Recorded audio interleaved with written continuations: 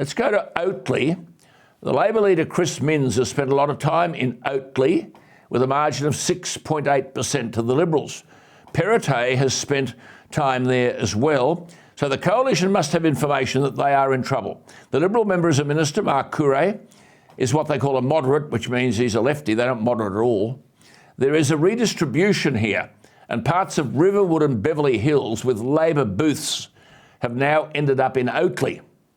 I give that seat to Labor. That'll be 6. Let's look at those seats that are in play for Labor. I'm not talking about Teals and Independents. Goulburn, the Liberals have a 3% way down there in the Southern Highlands. The Liberals have a 3.1% in that electorate of Goulburn. Labor haven't held it for 6 decades. So you ask, is this really a Labor seat? I'm not calling it for Labor, but as Mandela famously said, it always seems impossible until it's done. Let's go to Upper Hunter.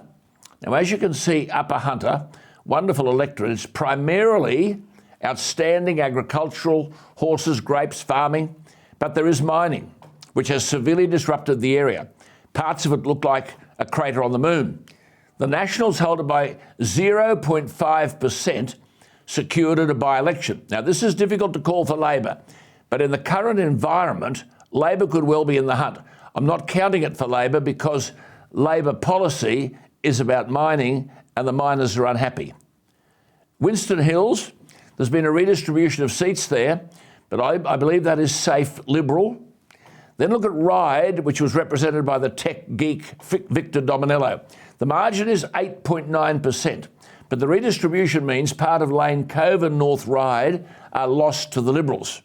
Labor have a strong candidate in Lyndall Harrison, a teacher in Western Sydney. She's up against the 28-year-old Liberal Jordan Lane, and at 28 he's also the mayor of Ryde Council. But to be fair, born and bred in Ryde. That seat is in play for Labor, but I'm not giving it to them yet. Now, Heathcote can't be counted as a win for Labor because on the redistribution it is already notionally Labor, but it's part of their 38. The same is true of Leppington, a new electorate with no sitting MP, taking in Campbelltown and Liverpool councils. It's notionally Labor and can't be counted as a win to get Labor to 9. So in summary, I see Parramatta, Penrith, East Hills, Holsworthy, Monaro and Oatley. That's 6 to fall to Labor. There will be swings everywhere else, but maybe not enough to make seats change hands. 6 seats would mean Minns is 3 short, but he would be able to rely on the Greens to form government and he would have the most seats in the Parliament. As I've said, Ryde, Upper Hunter and Goulburn at least are in play for a swing to Labor. The other interesting seat for Labor is Balmain. Can they win that with the Greens' Jamie Parker going?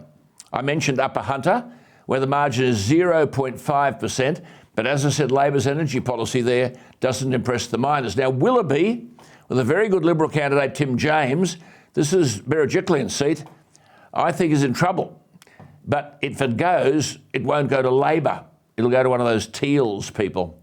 Manly with a dreadful Liberal candidate, the minister who wants coal production to end. He's in the same boat as Willoughby, and that means he's facing a Teal candidate. I think he's in big trouble. Manly in strife for the Liberals. Tweed should be Labor, but I think we'll stay with the Nationals, only because Labor have chosen the wrong candidate.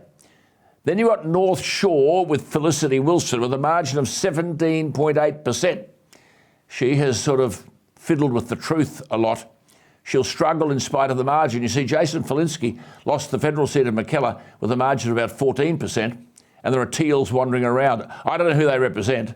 No coal, no gas, bugger up the economy, send prices through the roof, and the mob who vote for them can afford the consequences of it all, but the battlers can't. The Teals, in my view, have no relevance to the contemporary concerns of the battler in Struggle Street. Then you've got the seat of Wakehurst. This is interesting, where the Mayor of the Northern Beaches, Michael Regan, this is Brad Hazzard's seat, he's leaving. Michael Regan is going to cause trouble for Brad Hazzard's staff member, who's now the endorsed Liberal Toby Williams. And notwithstanding the margin of 21.9%, it's an interesting electorate. But there is no Labor joy there.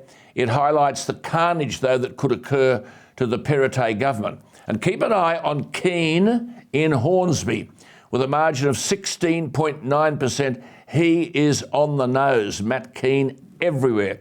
My information today is that pre-polling in Hornsby, and that's as recent as today, some booths have shown a swing of 16% against Keane, mostly to One Nation. As I said, Keane is on the nose everywhere, but he doesn't care because he thinks he can knock off Paul Fletcher in the federal seat of Bradfield and go to Canberra.